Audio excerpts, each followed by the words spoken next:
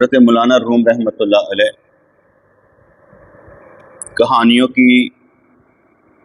کہانیاں سنا کر، قصے سنا کر، آیتیں سنا کر، حدیث سنا کر ہمیں سمجھ عطا کر رہے ہیں، لیکن یہ سمجھ جو ہے وہی بندہ لے سکتا ہے جو اپنے اوپر قابو پا چکا ہو اور وقت آنے پر اپنے جذبات سے علیحدہ ہو کر فیصلہ کرے۔ اگر وہ اپنے جذبات کو درمیان میں لائے گا فیصلہ اچھا نہیں کر پائے گا اور پھر سمجھنا بھی پڑے گا۔ اب یہ کہانی ایک سنانے لگے ہیں کہ حضرت عیسیٰ علیہ السلام ابن مریم اس طرح پہاڑ کی طرف بھاگے جا رہے تھے جیسے گویا کوئی شیر ان کے پیچھے دوڑا آ رہا۔ بھاگ کدھر رہے تھے؟ پہاڑ کی طرف۔ ایسے لگ رہا تھا جیسے کوئی شیر ان کی طرف آ رہا ہو۔ ایک شخص ان کے پیچھے دوڑا اور پوچھا، آپ بھاگ کیوں رہے ہیں؟ مجھے وجہ تو بتائیں۔ تو کہ حضرت عیسیٰ علیہ السلام کا بھاگنا۔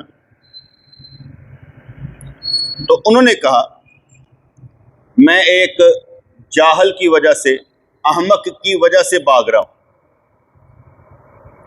اس شخص نے کہا جو ان کے پیچھے دوڑا آ رہا تھا کہ آپ میں تو اتنی طاقت ہے کہ آپ دم کریں تو اندھے بینا ہو جائیں، اور آپ ایک احمق کی طرف سے خوفزدہ ہیں۔ مرض کا مرض آپ ٹھیک کر دیتے ہیں، مردے آپ زندہ کر دیتے ہیں، آنکھیں آپ بینا کر دیتے ہیں، اچھے اور برے میں تمیز آپ کر لیتے ہیں، تو آپ ایک احمق سے اس طرح خوفزدہ ہیں اور بھاگ رہے ہیں۔ حضرت عیسیٰ علیہ السلام نے فرمایا، تیرا کہنا درست ہے، میں مردے کو زندہ کر سکتا ہوں، مٹی سے پرند بنا کر پھونک مار دیتا ہوں تو وہ زندہ ہو کر اٹھ جاتا ہے، میں اسم اعظم بھی جانتا ہوں، لیکن جاہل پر، احمق پر اسم اعظم اثر نہیں کرتا، کیونکہ احمق ہونا عذاب الہی ہے، کیونکہ احمق ہونا عذاب الہی ہے۔ اگر آزمائش میں کوئی مبتلا ہوتا ہے تو اس پر رحم کیا جاتا ہے، لیکن احمق پر جوتے برسائے جاتے ہیں۔ بیوقوف کو کیا کرتے ہیں آپ؟ بچوں کو کیا کرتے ہیں آپ؟ یہ اس طرح انہوں نے مثال دی نا، انہوں نے کہا اگر کوئی آزمائش میں مبتلا ہو جائے تو اس پر ترس کھایا جاتا ہے، یار پریشان ہے بیچارہ، آزمائش میں آ گیا، لیکن احمق پر جوتے برسائے جاتے ہیں کیونکہ احمق ہے۔ احمق کو آپ کو چیز دے کر نہیں بیچ سکتے، وہ آپ کی چیز کا ستیہ ناش کر دے گا۔ اکثر کہا جاتا ہے نا کہ ایک پیر صاحب کے پاس ایک بندہ گیا، عرض کی، حضرت مجھے اسم اعظم سکھا دیں، میں اس سے کام لوں گا، بڑے بڑے کام کروں گا۔ میں نے کہا اچھا، تھوڑے دن ہمارے پاس رہو، ہم تجھے اسم اعظم سکھا دیں گے۔ اسم اعظم، بڑا نام، یعنی اللہ کا ایسا نام جس کو لینے سے اللہ تعالیٰ وہ دعا قبول کر لیتا ہے۔ اسم اعظم کسے کہتے ہیں؟ اسم کہتے ہیں نام کو، اعظم بڑا، اللہ کا وہ بڑا نام جس کو نام لینے سے اللہ تعالیٰ اس کے وسیلے سے عطا کر دیتا ہے، دعا قبول کر لیتا ہے۔ تو پیر صاحب نے وہ کہنے لگا جی مجھے اسم اعظم سکھا دے۔ اگر کہیں باتوں میں کوئی واقعہ میں ادھورا چھوڑ جاؤں تو آپ نے مجھے کہنا کہ آپ نے وہ نہیں بتایا، یہ آپ نے بتانا، کیونکہ بعض اوقات ہم سلپ کر جاتے ہیں۔ ایک واقعہ چل نہیں رہا ہوتا، ہم نے کیونکہ 10 ساتھ میں ونڈو کھول لیتے ہیں نا، 10 شاہیں کھول لیتے ہیں، تو ایک ذرا سائڈ پر چلی جاتی ہے تو پھر ہم دوسری طرف آ جاتے ہیں۔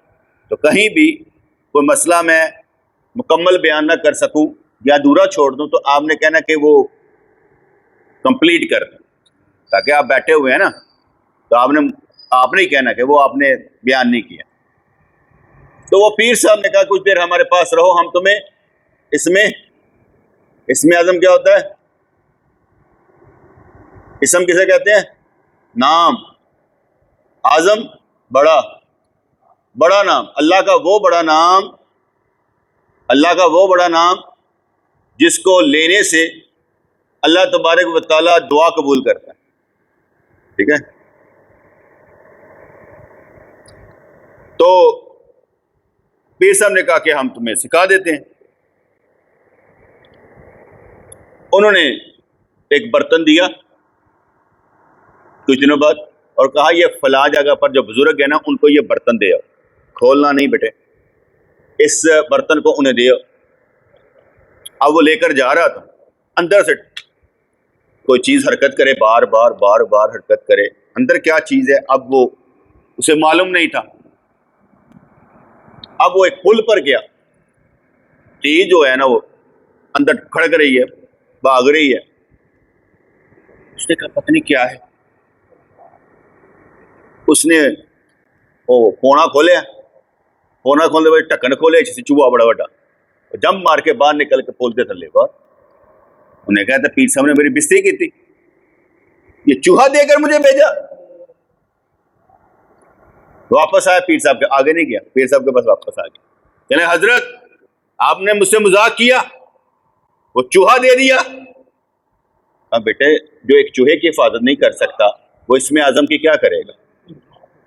جب کوئی چیز ملتی ہے اس کی حفاظت کرنی پڑتی، اسے دائرے میں رکھنا پڑتا.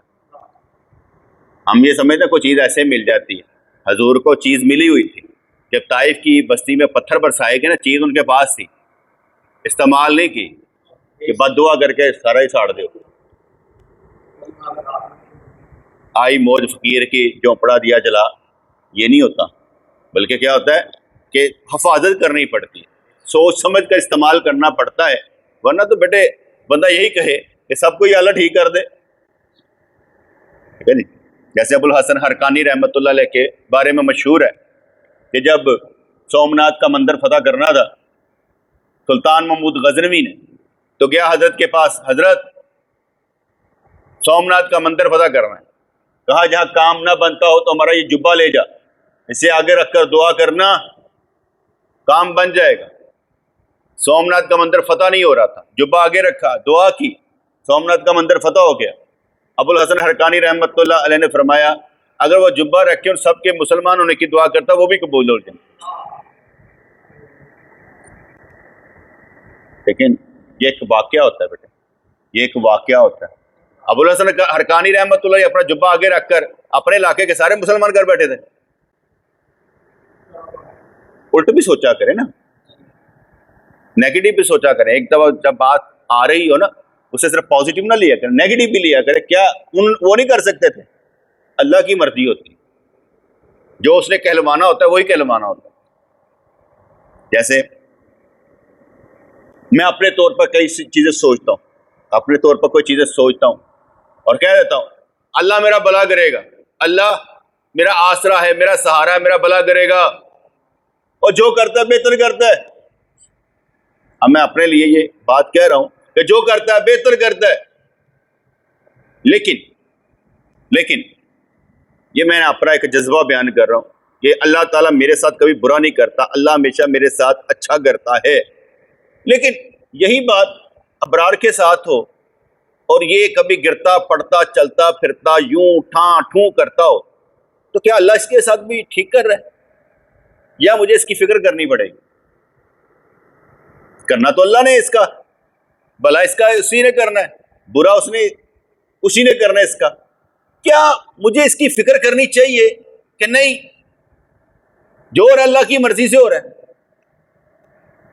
جو ہو رہا ہے اللہ کی مرضی سے ہو رہا ہے، تو مجھے کیا اس کے لیے پینک ہونا چاہیے؟ کیوں؟ میری بات سمجھ میں آ رہی ہے.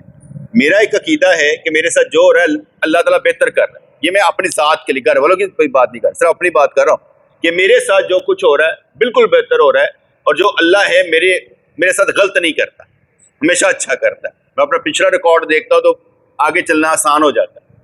لیکن جب کوئی دوسرا ہو تو کہ اللہ تعالیٰ اس کے ساتھ بھی تقدیر میں جو لکھا ہے، جو کرنا ہے اللہ نے، اس کے ساتھ بھی وہی نہیں ہو رہا، تو کیا ہمیں اس بارے میں فکر کرنی چاہیے؟ اس کے کیا کرنا چاہیے؟ اس کا خیال کرنا چاہیے۔ میری کوئی بات سمجھ نہیں رہے آپ؟ اپنے لیے جو میں عقیدہ رکھتا ہوں اس کے لیے بھی وہی رکھوں؟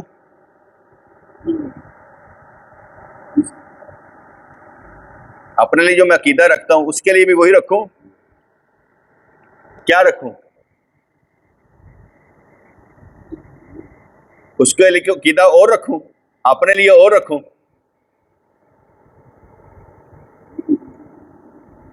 تو میری بیٹے بات سمجھ نہیں آ رہی آپ؟ آ رہی؟ میرا عقیدہ تو یہ ہے کہ میرے ساتھ اللہ اچھا کرتا ہے، ٹھیک ہے نا؟ لیکن آپ کے ساتھ جو مسائل چل رہے ہیں، کیا میرا عقیدہ یہ نہیں آپ کے ساتھ بھی ٹھیک کر رہا ہے؟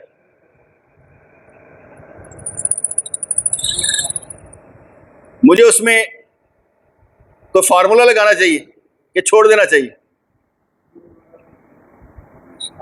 ذرا پچیدہ کوئی مسئلہ پوچھ لیتا ہے میں۔ عاشقاں دی گل ہی کوئی اور ہوندی ہے، کوئی سمجھ آئی کہ نہیں آئی؟ کیا ہونا چاہیے؟ آواز نہیں نکل رہی۔ دعا کرنی چاہیے۔ چلو خیر غور کرو میری گل دے تے میں کی کہنا چاہتا، پھر ڈسکس کر لینے، کوئی گل نہیں، آگے چلتے ہیں۔ تو پیر صاحب نے کہا یار تو ایک چوہے کی حفاظت نہیں کر سکا اور اس میں عزم مانگ رہے، یہ اسے سمجھانے کے لیے ہے کیونکہ پیر حضرات جو ہوتے ہیں نا یہ مختلف تدابیر سے سمجھاتے ہیں، مختلف تدابیر سے سمجھاتے ہیں۔ سب سے بڑا سہارا تو خود سب کا اللہ ہی ہے، اس کے ہوتے ہوئے کسی کی ضرورت نہیں ہوتی۔ یہ تو ہمیں اللہ کریم نے بنایا ہوا ہے نا کہ چلو بھئی تم نے زکوٰۃ لگانی اچھی جگہ لگاؤ، مال لگانا اچھی جگہ لگاؤ، لوگوں کے متعلق اچھا سوچ لو، ٹھیک ہے؟ کسی کام آنا تو اچھا آنا چاہیے، کسی کو تربیت کرنی ہے تو میں کر رہا ہوں کہ بھئی تم لوگوں کا کیا کہ ہمارا انداز سمجھانے کا ایسا آسان ہونا چاہیے کہ سمجھ آ جائے۔ ایسے میں کل سمجھا رہا تھا دوستوں کو کہ بھئی عرس کا مطلب کیا ہوتا ہے؟ عرس کا مطلب ہوتا ہے سال میں ایک مرتبہ کسی بزرگ کی قبر کی زیارت کرنا، وہاں جا کر قرآن خوانی کرنا اور وہاں جا کر لنگر تقسیم کرنا، یعنی فقیروں کو کھلانا، اور یہ سارا کچھ اصال ثواب کرنا ہے بابے کو، کرنا اللہ واسطے ہے، بابے کو اصال ثواب۔ اور اس کا 3 پہلو آگے، نمبر 1 قبر کی زیارت کرنا سال میں 1 مرتبہ، نمبر 2 قرآن خوانی کرنا، نمبر 3 کھانا کھلانا، اور وہ کھانا کھلا کر اللہ واسطے کسی کو بابے کو اصال ثواب کر دینا، یعنی قرآن خوانی اور کھانا ایک جیسی بات ہوگی۔ لیکن اس میں نے چیز ایڈ کی تھی کہ بھئی جو کھانا کھلانا ہے نا وہ مسجد میں کھلائیں، اصال ثواب کر دے بابے کو۔ قرآن خوانی جب مرضی پڑھ کر اصال ثواب کر سکتے ہیں، ایک ہی چیز رہ جاتی ہے قبر کی زیارت کرنا۔ تو عرس کا مفہوم کیا ہوا؟ یہ جتنا کچھ ہو رہا ہے یا جو ڈول دھمکا ہو رہا ہے اس کا اس سے تعلق ہی نہیں ہے۔ تعلق تو ہے ایک دفعہ قبر کی زیارت کرنا، قرآن خوانی کرنا، کھانا کھلانا۔ اس لیے میں نے بتا دیا کہ آپ کو 3 پوائنٹ یاد رہیں کہ عرس کا مطلب کیا ہے۔ اب جہاں پر بھی آپ کو کوئی چیز نظر آئے گی اسے آپ عرس نہیں کہیں، تو عرس کا مفہوم میں نے سمجھا دیا، کیونکہ یہ عرس ہو رہا ہے، کہ یہ عرس نہیں ہے۔ عرس کا مطلب تو سمپل سا یہ تھا۔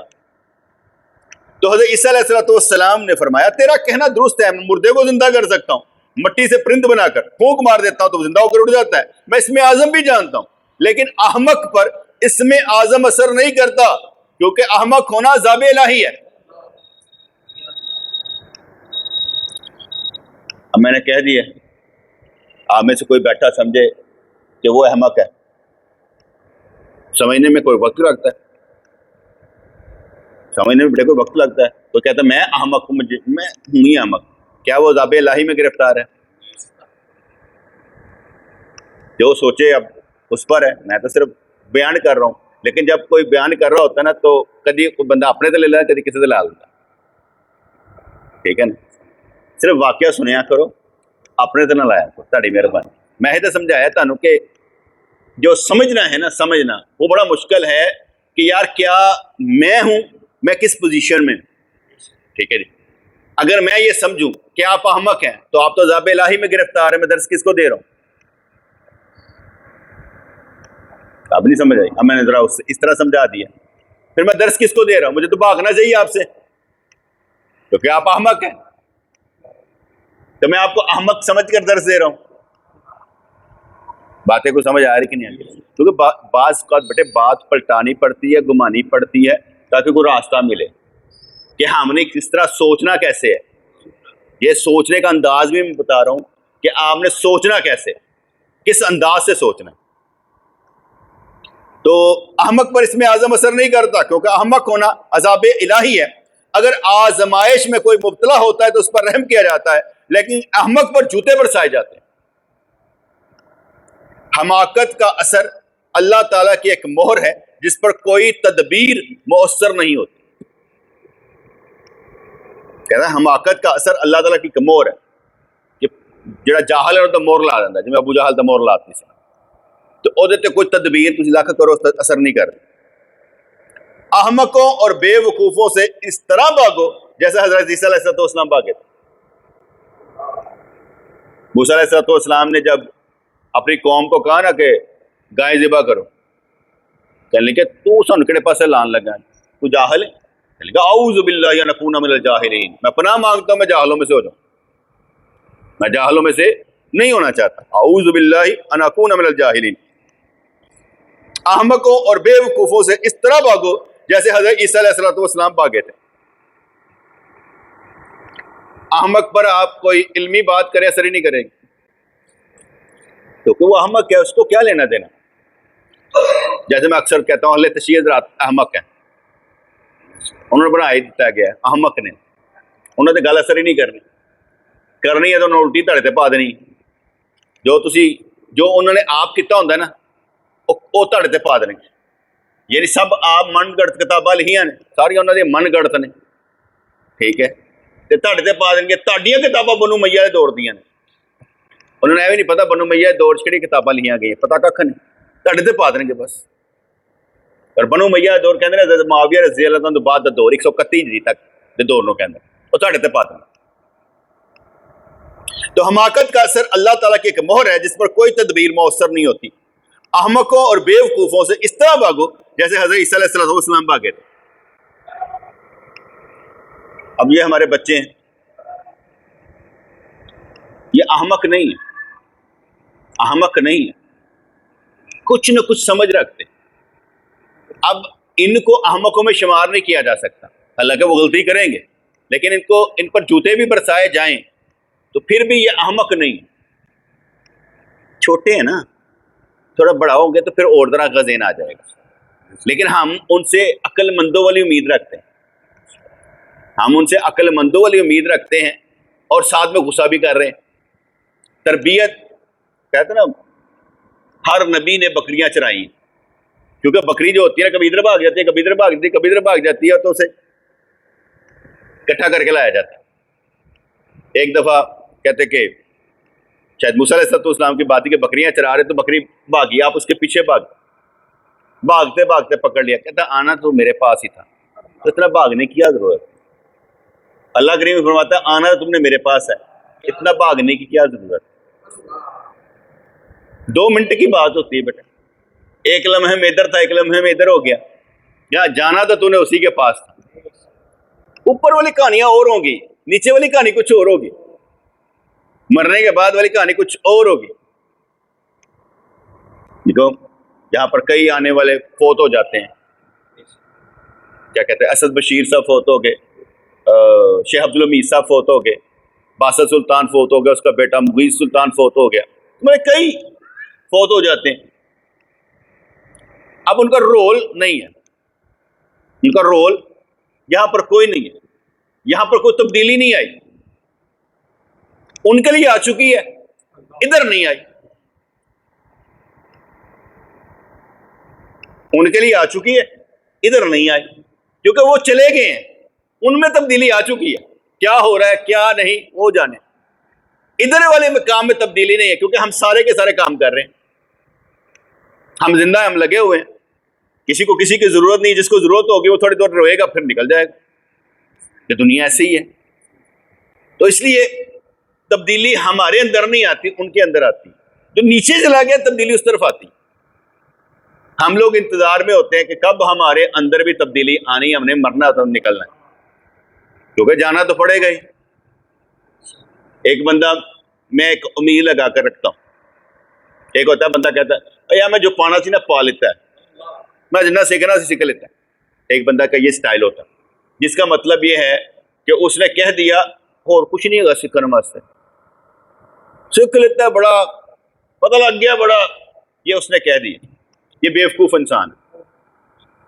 میرا جملہ یہ ہوتا ہے کہ اللہ نے پتہ نہیں کون سا کام ابھی لینا ہے جو زندہ ہو. اللہ نے ابھی پتہ نہیں کون سا کام لینا ہے جو ابھی زندہ ہو، کیونکہ اس نے کام تو لینا ہے تبھی تو زندہ ہے. اگر کام نہیں لینا تو پھر زندگی کیسی؟ اس نے ہم سے کوئی کام لینا ہے، وہ اچھا ہو یا برا بات کی بات ہے، لیکن اس نے ہم سے کام لینا ہے تو ابھی زندہ ہے. اور اگر آپ اس لائن میں لگیں گے کہ مجھ سے بھی اللہ کام لے تو پھر وہ ذرا تھوڑا سا چلنا پڑے گا، سوچنا پڑے گا. اور سوچنا صرف میں نے کہا عام آدمی جو مرید ہوتا ہے نا اس کا سوچنا صرف پیر کے گرد ہی ہوتا ہے، ادھر ادھر نہیں ہوتا. بس اس نے ادھر ہی گھومنا ہوتا ہے پیر کے گرد، ادھر سے ادھر نکل جائے گا، ادھر نکل جائے گا، ککھ نہیں ہونا. روحانیت نام ہی اسی بات کا ہے جسے ہم فنا فی شیخ کہتے ہیں کہ سوچنا ادھر ہی ہے. اچھا جی، تو حماقت کا اثر اللہ تعالیٰ کی ایک مہر ہے جس پر کوئی تدبیر مؤثر نہیں ہوتی. احمقوں اور بیوقوفوں سے اس طرح بھاگو جیسے حضرت عیسیٰ علیہ السلام بھاگے تھے. لیکن اس میں اس طرح ایڈ کر لیتا ہوں، احمقوں اور بیوقوفوں کو سمجھانے کی غلطی نہ کریں، ان سے سمجھنے کی غلطی کریں. ان سے سمجھنے کی غلطی کریں، نہیں سمجھ آئی؟ کیونکہ آپ کا بولنا فائدے مند نہیں، ان کا بولنا آپ کے لیے فائدہ مند ہے. کو نہ سمجھو کہ کتنے کھلوتے ہیں، وہ کتوں بولتا پہ، وہ کہا جاتا ہے نا کہ بولو تاکہ پہچان لیے جاؤ. مجھے یاد پڑتا ہے کہ ایک بندہ بیٹھا ہوا تو میں نے سوال کیا، اس نے بڑا لمبا چوڑا جواب دیا. میں چپ کر کے بیٹھا ہوا، کہتے آپ چپ کر کے؟ میں کہا میں تو صرف چاہتا تھا کہ تم بولو، میں پہچان سکوں تم کس درجے پر بات کر رہے ہو. اس کو بھی بات سمجھ میں آ گئی. اس لیے کسی کو بلانے کی وجہ کیا ہوتی ہے کہ وہ بولے تاکہ وہ کس مقام پر ہے وہ سمجھ آ جاتا. کیونکہ ایک ہوتا ہے اگلا خود سمجھے، کیوں سمجھے؟ تو سمجھا، کیونکہ تو جو تیرا موقف ہے اس کے اوپر دلیل دے. اس نے تیرے دل کے اندر نہیں جھانکنا، اس نے دیکھنا کہ ہاں دلیل دے تاکہ میں تجھے سمجھ سکوں. کیا سمجھتا ہے؟ اللہ سب کو سمجھتا ہے، اللہ کو سب کا معلوم ہے، پھر بھی کہنا منگو، پتا اس کو سارا ہے، کہنا منگو، داں نہ داں تیری میری مرضی،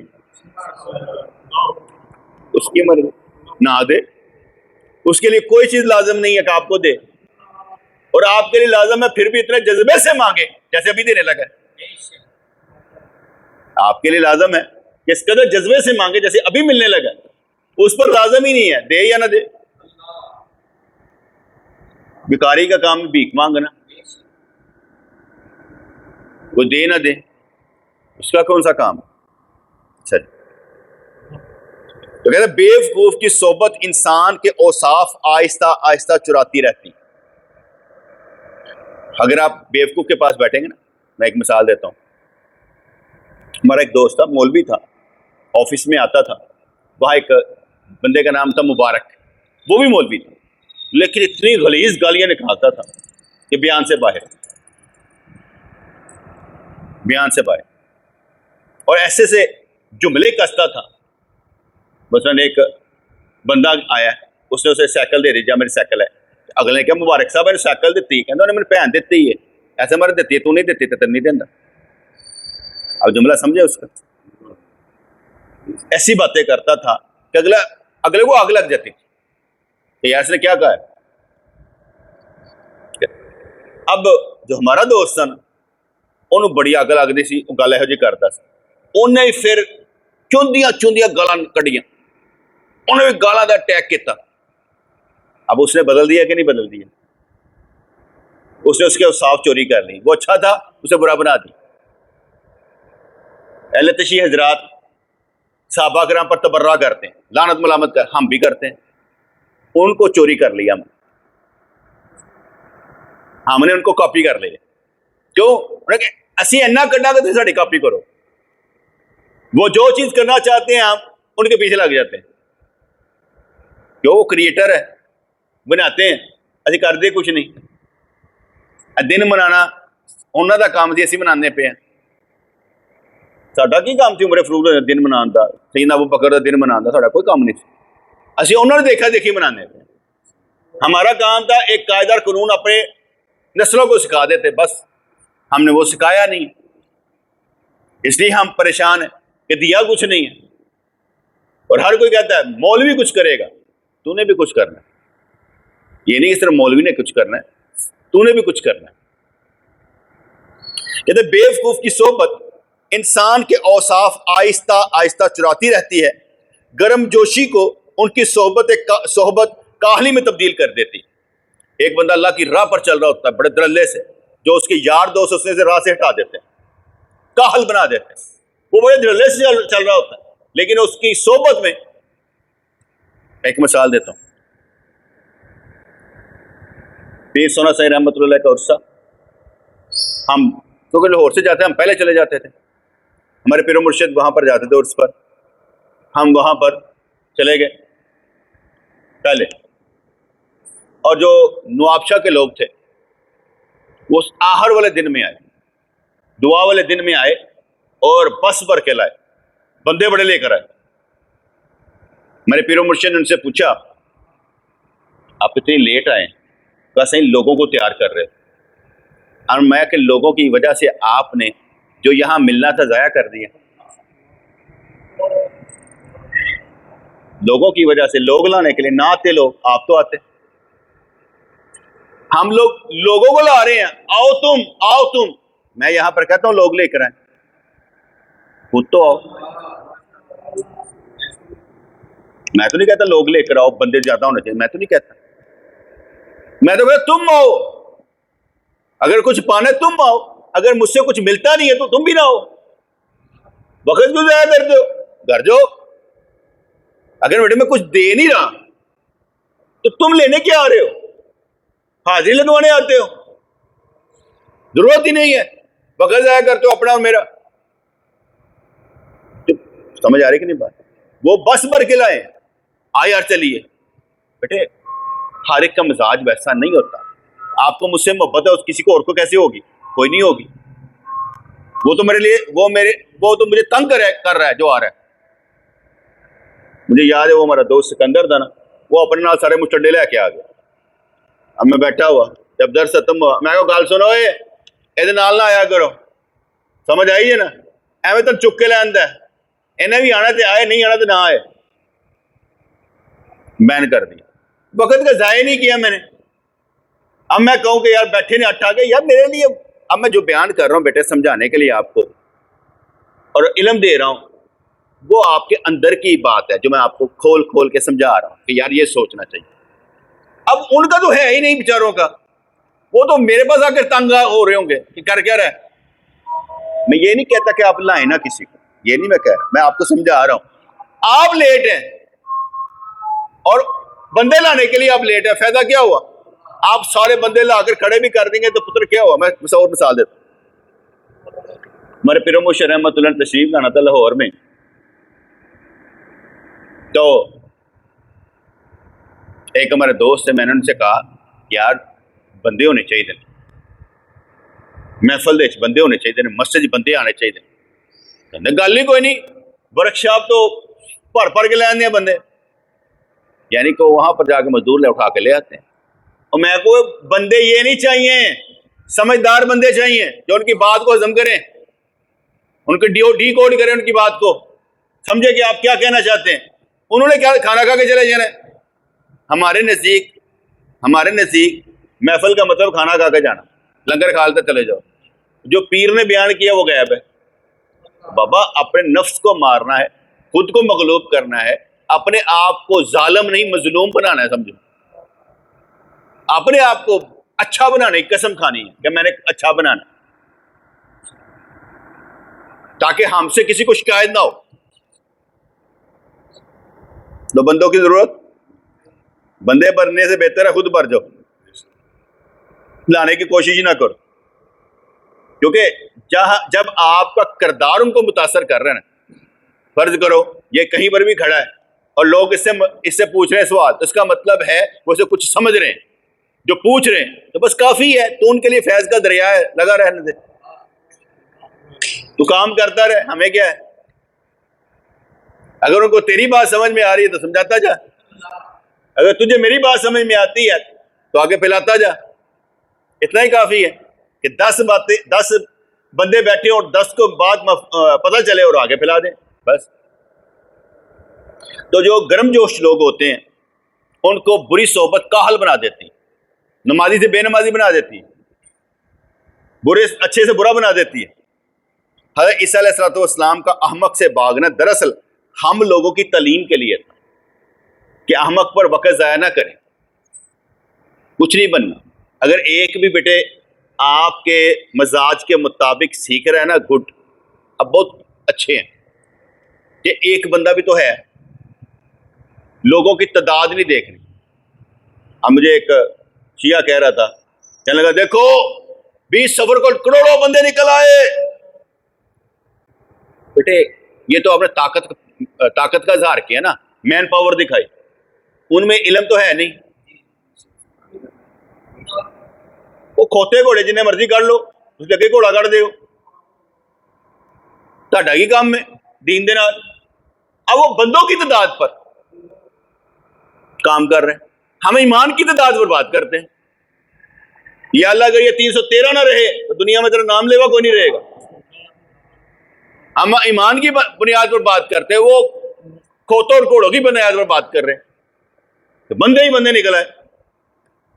اگر فرض کرو کیا کہتے ہیں ہندوستان میں ایک میلہ لگتا ہے، پتہ نہیں کہڑا میلہ لگتا ہے، بھول گیا میں، ٹھیک ہے، وہاں پر لاکھوں بندہ ہوتا ہے، کتنے بندے ہوتے ہوں؟ عیسائیوں کے میلے لگتے ہیں، ٹھیک ہے، اگر کہیں پر میوزک کنسرٹ ہو جائے وہاں پر لوگ اکٹھے ہو جاتے ہیں۔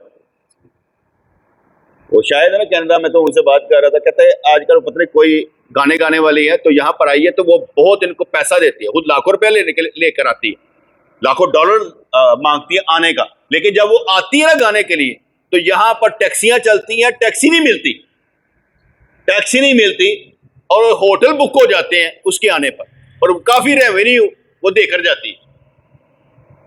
تو گل سمجھ آ رہی کہ نہیں آ رہی؟ اب وہاں پر وہ عورت آئے گانا گانے کے لیے اور سارا شہر بند ہو جائے، جام ہو جائے، جو مطلب ہوا ریونیو جنریٹ ہوا، تو پھر بھی کھوتے گھوڑے اکٹھے ہوئے ہیں، کیا ہوا؟ یہی ہوتا ہے، اور کیا؟ کہ اگر اسی سے مراد لینی ہے کہ ایسی بہت زیادہ ہوں تو پھر لبرل زیادہ نے، بے نمازی زیادہ نے، کی کرنا جی،